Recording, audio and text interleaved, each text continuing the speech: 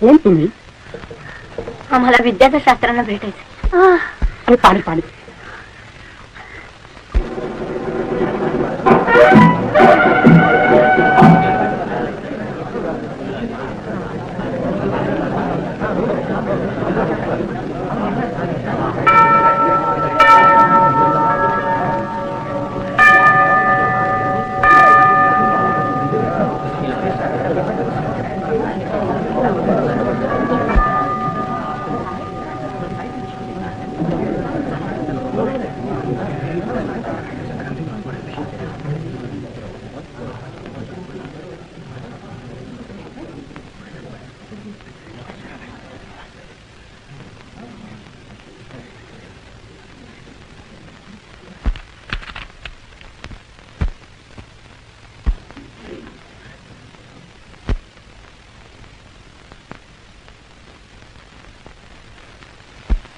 एकूण तुम्ही संन्यासाची मुलं.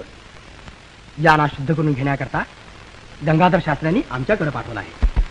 तेव्हा ब्रह्मवृंदानी धर्मग्रंथांचं अवलोकन करून यांच्या शुद्धीकरणाला शास्त्रात आधार आहे किंवा नाही हे सुचवावं.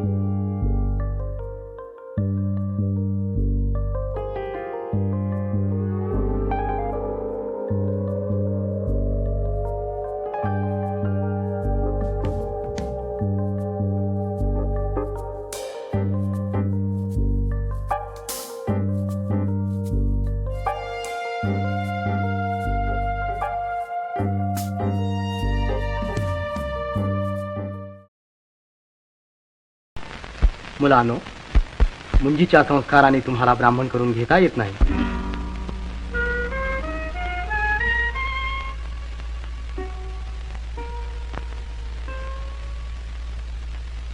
मग आम्हाला पुढे कोणता मार्ग? मार्ग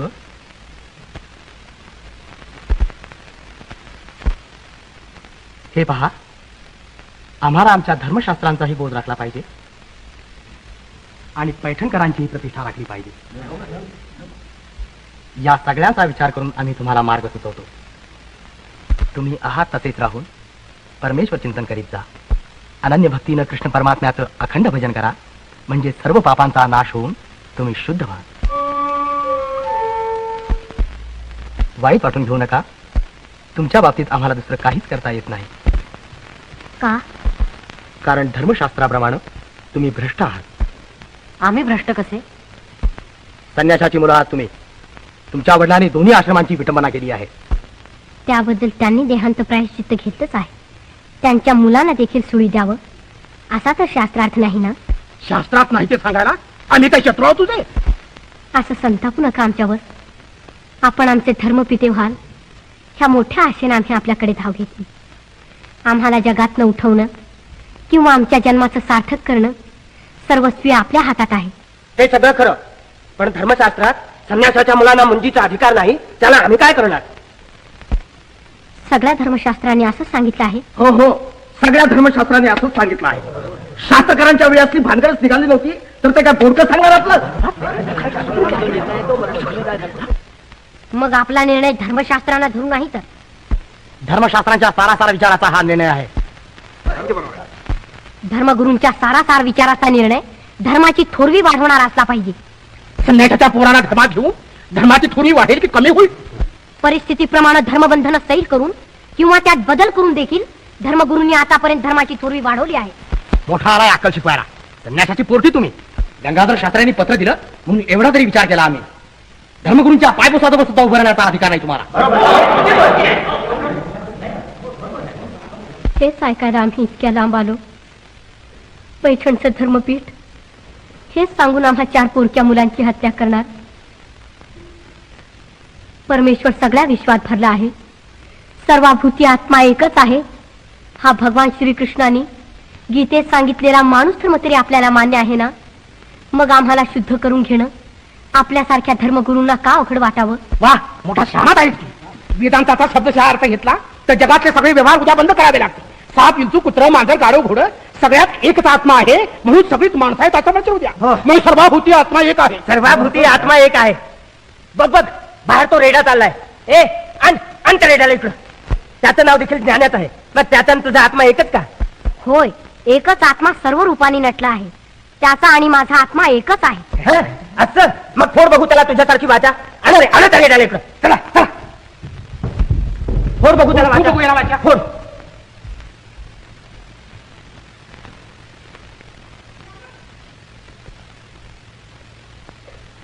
ओम सहस्र शीरेखा पुरुखा.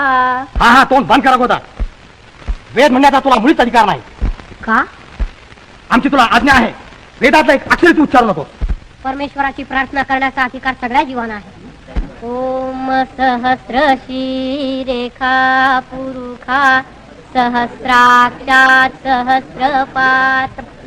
अग्निमीळे पुरोहितं यज्ञस्य देवमृत्विजम् होतारं रत्नधातमम् अग्निः पूर्वेभिर्षिभिरीड्योतनैरुता सदेवाम् एह वक्षति अग्निनार इमश्नवत् कोशमेव दिवे दिवे यशसौ वीरवत्तमम्.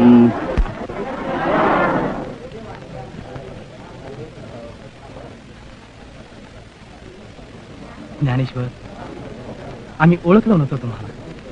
तुम्ही मुळात ब्रह्मवेत्ते खरे ब्राह्मण. आम्ही ब्राह्मण्याची नुसती प्रतिष्ठा मिळवतो. क्षमा करा.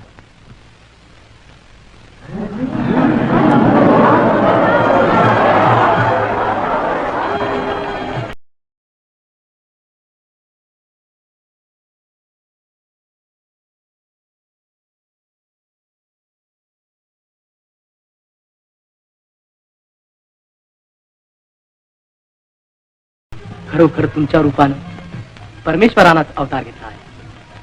तुम्हाला प्रायश्चित्त देऊन शुद्ध करून घेणारे आम्ही कोण. पण लौकिकासाठी तुम्ही शुद्धीपत्र मागता. आम्ही ते तुम्हाला निश्चिंतपणे देतो.